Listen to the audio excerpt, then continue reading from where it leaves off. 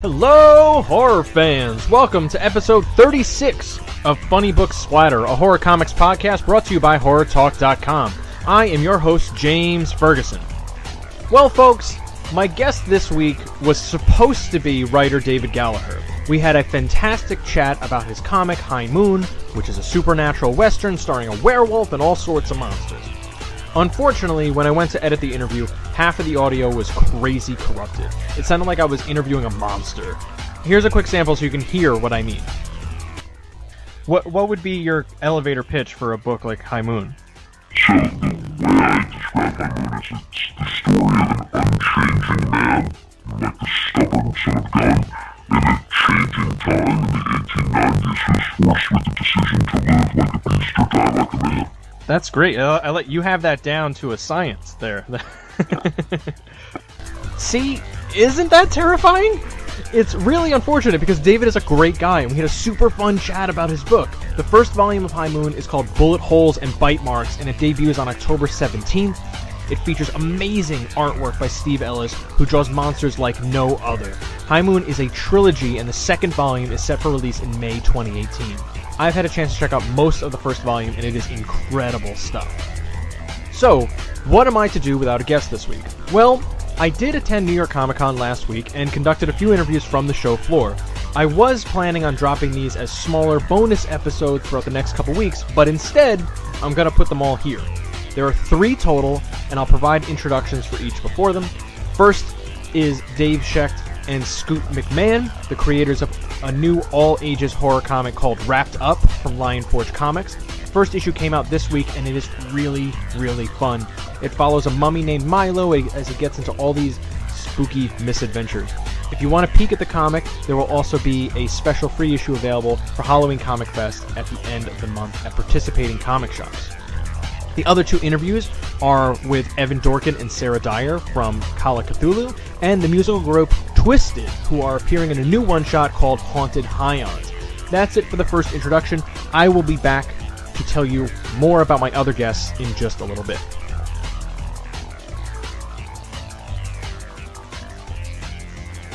Good. So, to start with, I guess, how would you pitch a book like Wrapped Up? Or describe it? I think Wrapped Up is just a celebration of like embracing being in like a weird family and like the weirdness of growing up, I think. Yeah, just like it's inspired by just being little and kind of just being normal, and the rest of the world is just like the weirdest, craziest place, I think, and you just like feel you just want to be normal. Yeah, it's kind of like the adventures of everyday life. Yeah, totally. Yeah. But, with like a mummy family. Yeah, within the scope, yeah. I mean, I get like a little like Munster vibe to it as well. You get this oddball group of monsters together, kind of confronting the world in different ways. Totally. Yeah, I think just being growing up as like a weird person in a weird family, I think it's just when you're younger, you kind of don't realize like how weird your family could be, and then when you're older, in retrospect, you're like, whoa, that was a weird situation. So I think it's cool, kind of just embracing that, and like you can't choose your family, so it's kind of just rolling with the punches. Yeah, I grew up as a normal kid in a normal family, so I don't. The book's not really for me, but I like to draw it, and I love Halloween, so it's a great fit. So that works out great for you. So are there any characters based on real people here, like real family members coming through in the book? I think so, and just the archetypes of like things that make me and Scoot like laugh. Yeah. Milo's dad just makes really bad dad jokes. He's kind of just sad all the time, and that makes us laugh. So kind of just like relatable stuff, but at the end of the day, we're kind of just making a comic that makes us laugh, and we like hope that makes other people laugh too, I guess. Yeah, and I think like the way Dave writes Milo and I draw Milo, we kind of see ourselves as Milo is us when we were 12 years old. Yeah, so. totally.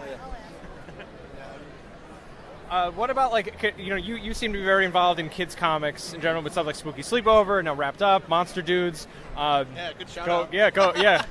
Deep cut. So what is it about making comics for kids that seems to keep coming back? You keep coming back to this? I think just me and Scoot would probably agree with this. Just appreciating all the stuff that we liked when we were little. It's cool to kind of continue a tradition of not dumbing down stuff for kids and making like weird, goofy, spooky stuff. Because I don't know where I would be without Simpsons or Space Ghost or Ren and Stimpy. So it's cool. We're in just a really cool time for kids comics where comics are just so much more accessible to kids nowadays. And we just want to make goofy, funny stuff because we love that stuff when we were little. Yeah, we've both done a lot of work with Oh Yeah Comics and Art Baltazar and Franco, and they're kind of like, right now, the leaders of the kids comic world. They've got like all these Eisners. Their stuff's super fun. It's inviting. Anyone can read it. And it kind of has that charm that you kind of remember as a kid. Like when you flip through, you feel like a kid when you read it. So that's why it's so weird. Art did a variant cover for Wrapped Up, issue 1. And it's wild because we're such he's a friend of ours, but we're such a huge fan of their stuff. Yeah. And to be able to work with them together and kind of, when we were working on Oh Yeah Comics and all that, it's just, like I said, we're in a really awesome time for kids comics, with really cool teachers and librarians and parents, where it's totally cool for comics to be in schools and libraries and stuff like that. So I don't know, it's just cool. It's just it's really an honor to make funny, weird stuff for weird kids out there.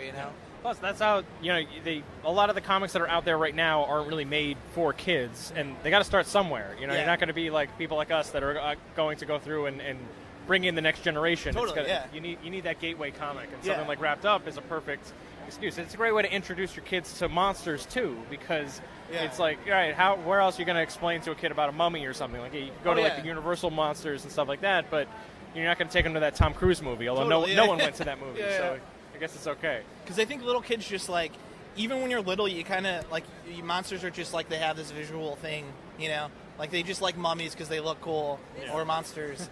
And I think Wrapped Up is such a visual. I mean, all comics are visual, but it's such. Scoot's art is so perfect for the book because it is just so. You're just drawn into it. The characters are really funny and goofy. Oh my goodness! Thank you so much. You just drew me a beautiful shot of Scoop. This will go right to my 4-year-old. He's gonna love it. I'll write his name on here, Milo the Mummy. Yeah. Now, how did you come up with a design for a character like this? It's pretty much all Scoot. It was kind of just we came up with ideas, and Scoot just kind of went wild. And I think why this book works well for us just creatively is that we're on the same wavelength. Both we're extremely immature, overgrown kids. But Scoot and us, Scoot kind of knows the kind of comics I want to make. So it's kind of a cool, clicking thing. Have you guys worked together before? Yeah, we've done comic stuff before. Yeah. Very little stuff though, so it's kind of cool to find someone you work really well with. Professionally, I don't want to hang out with them, or on my free time hanging out with Scoot is not my favorite thing to do. But Dave, he scares the kids away from my table. If you saw him, you'd know why. But well, we also did Hero Hotel with Yehudi. Yeah. So what are the plans? The overall plans for Wrapped Up? I mean, is it a mini or an ongoing? So it's an ongoing series. Yeah. So starting in October of 2017 this year. So it's ongoing. Yep. So every month there'll be a new issue of Wrapped Up. Now, it seems like it's kind of like each issue is mostly self-contained, at least from what I've seen so far. Oh, yeah. So is that kind of the intention? Yeah, we made a conscious effort where you could just pick up any issue and kind of, get into it. And the cool thing about Wrapped Up is there's 2 stories in every issue. There's a main 18-page story that Scoot and I do, and then there's a backup that I write and someone else draws. So we have a different guest artist in every issue. So we kind of just wanted to pack in a lot of story and, kids don't go to conventions every single week or the comic store every single week, so it's cool that they could just pick up an issue 3 of it and still kind of get the gist of the book, So we kind of just wanted it to be, because there's still an overarching story and kind of character stuff in there, but I think it's important for kid stuff to be able to just pick up anything and get it. You don't have to, you have to read 10 issues of this before this to understand it. We wanted it to be very easy to pick up for both kids and adults and anyone, so. Yeah, are there any other monsters you're looking to include in the series down the line? I don't want to spoil too much. But I mean, we got some good stuff coming. We got some Sea Monster. Sea Monster coming up. We have a murderous Cupid doll coming up. Might be a kaiju in there. Yeah, we got some kaijus. I mean, we got it seems some like Sasquatch. the sky's the limit for the type of stuff that you can include here. Yeah, no, that's what's so fun about making this book is we could just do ridiculous stuff and it's not ridiculous because it makes sense in the world that we've kind of created.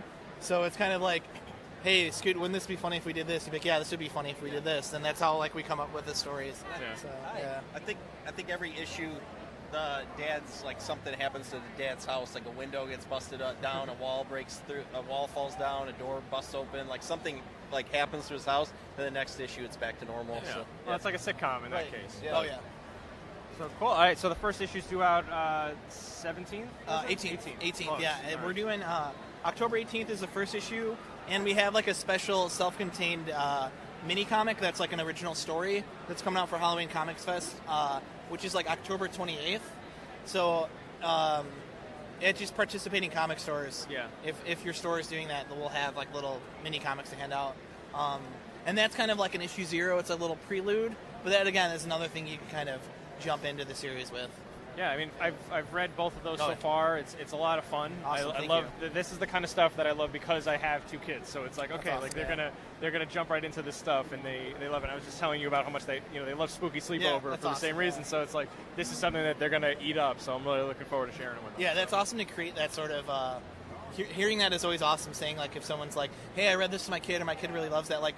Because I grew up, my dad loves comics, so we share that thing together. So it's awesome creating like a moment or like a ritual. That's really cool. That means a lot. I really appreciate you telling us that. It's great, yeah, and I love I start them early because that way I'm like, all right, they get into monsters, they get into comics, and they're checking this kind of stuff out. So now he can't read yet, but my oldest, so it's a matter he'll look at it and go like, oh, okay, like I'm like, well, you tell me what you think is happening, and then that way he's going through the story and talking about stuff too. So it's getting that creative juices flowing too. Yeah, that's awesome. That's great. He's hip. That's awesome. Cool. So that's the gist of it here. So we'll Hello again. I'm back. It's James. Anyway, that was Dave Sheck and Scoot McMahon. The first issue of Wrapped Up is currently available at your local comic shop. Now on to the next segment, which features Evan Dorkin and Sarah Dyer, who wrote the coming-of-age adventure comic Call of Cthulhu, now available from Dark Horse Comics.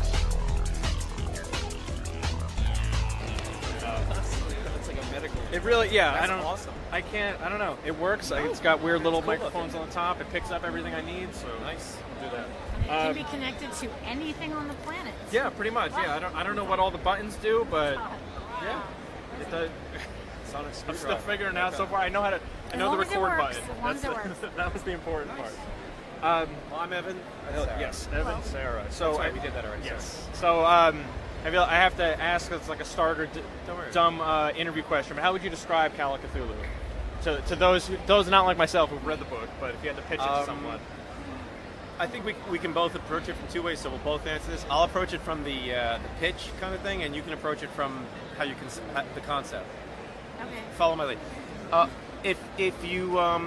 If the Lovecraft mythos was a YA book heavy on action and adventure, unlike typical Lovecraft stuff where basically you see something go mad and die. However, it's very respectful and loving of that material. And it also incorporates stuff like William Hope Hodgson's work, like House on the Borderland aspects of it. Everything that can be thrown in there. There's elements of Algernon Blackwood's writing. We're basically hooking up a lot of characters from that, combining them in modern times, links back to the mythos. And even if you're a purist who doesn't like the fact that anything can fight aspects of the mythos, you might enjoy it because, we know what we're talking about. We're trying to have fun, and that's weird action, adventure, horror, fantasy with humor. Well, If you like Beasts of Burden and you like the stuff that Sarah and I have done before, you'd probably like this. Well, I would say mission accomplished. Oh, thank you. Because you hit on all those notes. And it's actually Sarah's concept. She kicked it off, so if you want to talk about where you were coming from when you talk to Well, Alice. I mean, that's pretty accurate. I would say the only, the super high concept, if someone doesn't know what any of this means, the one thing that I've seen people say, it's not 100% accurate, but it's sort of like a Buffy in the world of Lovecraft, but with no romance. And no vampires, obviously. But, it has that kind of the same story arc of someone learning that they're supposed to fight evil and dealing with this, but they also have the problems of a teenager. And people think she's evil. Yeah. There's so many different factions working against her. There's also no Xander. And there's no Xander. Yeah, Okay. he's the worst. Oh, Xander Right? should have been. It's like it is universally acknowledged that Xander is garbage. Bastard should have been killed. I mean, I'm sorry. It's like Dr. Smith in Lost in Space. I'm Oops, I sorry. accidentally jettisoned the person who's been effing us up Xander's for 4 trash. seasons. He's a villain. Yeah. You know, and I'm he's, sorry. Look, he's still in. J. Jonah Jameson. We're up to season 11 now Bullshit. in the comics. He's still Stick around. something He's else still in his around. other eye. Throw him in the fire. He sucks. I stopped Not watching the funny show either. at one point because of Xander, because I just couldn't handle it. I was like, why No Xanders do they ever. keep forgiving him? He's horrible. Yeah, you don't keep the asshole. I'm sorry. Honestly, pretty he's rough. useless. All he's there is to like go, oh, should I press that button? Should I have insulted that person so they ran to their death? You should die. we like characters that are actually smart, and if they screw up, it's because things were overwhelming, not because somebody contrived something and said, oh, I forgot to turn that off. You know. But yeah, I mean the characters. You know, we wanted to do some things that obviously aren't Lovecraftian, like our characters are non-white guys. Yeah. You know, it's not a racist book. That's important. Okay, it's hard to like Lovecraft and at the same time deal with things like the horror Red Hook, or people setting themselves on fire because of their ancestry. But the concepts are amazing, and the sense of play of all the writers who have played with these characters back in the day and even now. There's just something. It's kind of like fantasy football for horror and comic writers. It's just irresistible. And I'm a big fan of all this stuff. So when Sarah came up with this idea, I just was like, oh my God. And we just sat down and like, we could do this. And in a day, we had a full pitch to Stila, which we asked them to look at, and we had already sold them something. And we wanted to scrub it and just go with this. And it went great. Now, since it was originally made for Stila, how was that? That's a very different reading experience than the traditional comic. Did you pace it differently or approach it any differently than you would for a regular comic? Definitely, because you don't have page turns. You can't accidentally reveal something to yourself like you can in a comic, because it's just this continual thing. Scrolls. It's a little bit more of a continuous story than you would have with a comic. You're always thinking like, where does this fall on the page? Does the page turn need to be dramatic? You don't want something surprising here because you'll be looking at it the whole time you're reading. So yeah, it definitely changed it just to be a much smoother flow than you would have in comics. Ultimately, it doesn't make that much difference. We didn't want to think too much about format. We didn't want to worry about how would this be formatted later or anything. We just kind of wanted to tell the story, and not like get hampered by thinking about this too much. And it was a little hard at first to get our heads wrapped around it. The first chapter was difficult for us and for Aaron, our artist, because we really kind of were like, we'd never seen anything like it. Yeah, where's the reveals? Where's the page turns? When we work together on Beast and Burden and stuff, I like pages to kind of almost be their own unit with a beginning, middle, and end to get to your next page. And here, it's just continuous. And each chapter's just what was cool is though you could go in afterwards and kind of edit after the fact, because you go, let's hold this beat a little longer. So Sarah could just clone Erin's art for a background. If we just want it, if Kala gets dragged down a sewer, and we want to hold that beat extra, almost like in an animation script, we could do that. You could actually rearrange things, which was really fascinating. I guess digital art, web comics, you could do that, but I have no experience with that. And it worked surprisingly well in the printed version. There's a few bumps, but people don't seem to notice or care. It flows. Yeah, I had a writer had sent me their Stila comic, and it was like 4 pages, but the pages were like like a roll of toilet paper. Yeah. Not making fun of the. Yeah. It is a it huge is a roll. huge, just long line. So I was like, oh, okay, I'm just continually. Aaron's scrolling layouts were strips. They looked like film strips. He taped them together. He would tape them together, yeah. and roll them out. So.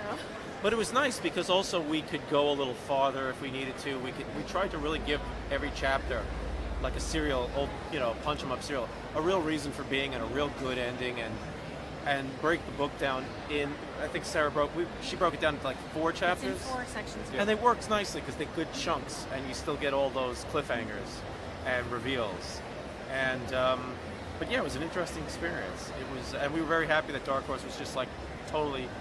We barely had to sell them on it. They were just like. So you were just clipping the roll of no, it didn't have. Yeah, it's all the.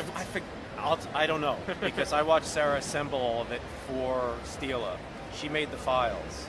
And it was like Aaron was doing the pencils and layouts, and then they would go to Mario, in Mexico, and he'd print out this as blue lines or something to ink. Yeah. And then she'd get them back to assemble so that Bill Mudrin could color, and then Nate could. It was insane. It was really a process, and thank God I didn't have to be part of it because I would have messed it up. But it was really wild.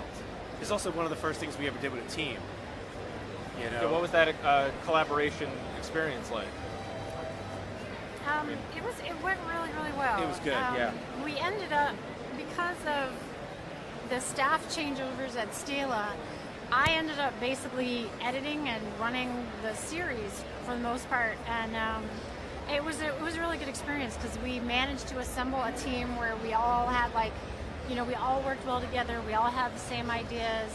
Mario is friends with Aaron. So if he was confused about something, he could talk directly to Aaron. If there was something in the pencils, and Aaron was making sure he was communicating. And the communication was really good. It was a really. And originally, Sarah was going to color, and Aaron was going to pencil and ink. And then we realized this is going to be a haul. Yeah, this is a big job. The actual process of figuring it out was taking so much extra time that we realized we couldn't. We had to really parcel this out. Aaron inked the first chapter, the first bunch of pages, and we hit a wall. And Sarah was doing so much, I guess, editorial. I mean, we had Jim and but she was doing like assembly and show running type work on that. It was just like, so we got Bill. Bill turns out to have been a fan of my first book, and he follows our stuff. And I had been following his stuff because of the art he's done. So everything turned out really, really nice. Aaron knew Mario. I hope if and when we can continue the series, we can keep everybody. That was going to be my next question. This is so Team College. What's next? That's always like the dumb comic question. All right, you did this. This is great. You spent all this time making this, but what else are you going to do? The answer is like, I don't know. But luckily, we actually have the next two story arcs planned out completely. It's just a question of, where does it end up getting published? What format? We say in the Dark Horse Comics booth. well, we'd like Dark Horse to do it. We would definitely like Dark Horse to do it. Stila has the option of still being involved. So we have to pitch. We have to show. Yeah. Part of the problem has been this year has been so hectic, not just for the entire world, but there's been a lot going on in my family and stuff. She was sick for 2 months. I did not have the time. We have not even had the time to do it, so we haven't pitched it anywhere yet. But we're definitely the pitch is done for the next one. We have more ready to go. So hopefully by the end of this year we also know where things will go. We want these characters, the three girls, and whoever else ends up on the team, as it were, to maybe go on expeditions. They've got. If you read the first book, there's a time set. You've got X number of months before the big event. Yeah. And they have to start doing some really weird stuff, and some of that can take them to places like Innsmouth. They can take them to the Arctic, but they also need to explore that house, that sentient house that they're in, the shunned house. These are all the elements. Hey, Mike. These are all the elements that we want to bring from the weird mythos and all that stuff, and explore a ton of it. The next one that we do, I really can't wait to do, because it's going to have some weird William Hope Hodgson shout-outs from his fiction, from House on the Borderlands and things. But we're not just taking this stuff and going, oh boy, we want to have Tarzan meet Conan. You know what I mean? Yeah. That's like the least that we've never even really. I mean, if people like it, but if you like John Silence and if you like all these other characters, the Karnaki and stuff, you will get a lot of what we're doing. But you're not getting Karnaki. You're not getting Silence. You're getting their descendants, whose job is to kill Kala. And there's more stuff out there. We've got the ghouls in there. So, you read it. We're trying to put creepy stuff in it, even though a 10-year-old could read it. It's a good middle grade book in that regard. We've got characters who don't make it to the end of the book, and there's some grotesque creatures, and there's some, corpse stealing, and Cthulhu hasn't even shown up. We wanted to make sure that you didn't have to know the mythos to enjoy it. That it's our own versions of these characters, and we're approaching it as if the reader doesn't know anything. It's all Easter eggs. Because obviously, if it's in a school library, those kids, they have no idea. We didn't want this to make something impenetrable where you have to know your lore to understand it. This isn't a table. This is like a tabletop game where it's cool if you know it. Like Elder Science, it's cool if you know all the stuff going on in that game. If you don't know it, it's still cool. It's crazy monsters and heroes and going mad. And if you get that there's that thing over there is, I get where that comes from, and I know who Karnacki is, and that's weird. That's extra. And that's hopefully cool stuff for you to get. But the high concept wasn't, let's take everything from Weird Tales and the people who influenced Weird Tales and let's throw it all together. We're not doing a Derleth just to do a Derleth. And hopefully we're not doing a Derleth at all because his stuff, was just jerky. Yeah. But, and hopefully it's a ton of fun. I am like sick if we can't continue this. It's like beasts of burden for me. I want to continue this. No, I think you, like I said before, you hit on all marks in that beginning. It's like, it's a great young adult book. It's a great book for someone to, if you wanted to show a middle schooler, hey, you want to get into horror. Well, here's a way to kind of do that. It's a gateway drug for that, to get them into that. Good, the portal. Yeah. So you got to start. And the other good thing is that we're hearing nice things from libraries, and we're hearing nice things from female readers and female readers of color. We got a great write-up from Lauren Lauren Bullock from Black Nerd, and it's nice to see people at signings picking the book up who normally, we didn't do this as a PR gimmick, but Sarah worked out who Kala should be, and it's not a white girl, based on what the mythos lays out. And it's just, I love the character designs that she worked out with Erin. I love the way Kala looks. If we could see somebody cosplay as her once, I would just be knocked out. We got fan art from the kid. The fact that her hair kind of comes out like tentacles just like works so well with the mythos. That was me. I couldn't come up. I tried to do a few sketches because I draw, but nothing I did was any good, and the two of them, and I was just like, oh, thank God. I was going much more traditional, but he's a character designer. His stuff, and Sarah designed Super Martian Robot Girl when we worked on Yo Gabba Gabba. She does fashion stuff, she does costume design, she does cosplay costumes for our daughter. So that's great because I just tend to put everybody in a cape or something like that. But did you feel it worked for you as an adult? Yeah, I recognize that I'm not necessarily the target demographic with that, but I can appreciate it for what it is, and it's like, okay, no, this makes total sense. You get that adventure quality, you get the that feeling I got reading it's probably too young, but the Goosebump books as a kid of okay, I want to get into this genre, I want to get scared, but I don't want to get have nightmares about stuff. This was that nice middle ground for it, and I think it reached that. So. We hope cool. we keep going. Thank you all right, so much. Thank you. If there's anything else you had to ask? No, I'm all set. Thank you. Hey, I'm back. That was Evan Dorkin and Sarah Dyer from Call of Cthulhu. As a reminder, the first graphic novel is currently available from Dark Horse Comics. All right, now I've got one more interview for you from the New York Comic Con show floor. This one is with Jamie Madrox and Monoxide, otherwise known as Twisted. They were on hand as they're starring in a new one-shot comic called Haunted Highons from Source Point Press. The book is written by Dirk Manning and illustrated by Mariana Pescosta and Alessandro De Fornassari. It debuted at the show and is currently available at the Twisted Shop and the Source Point Press site.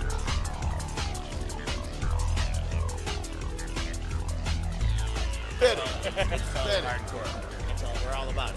There you go. Hell yeah.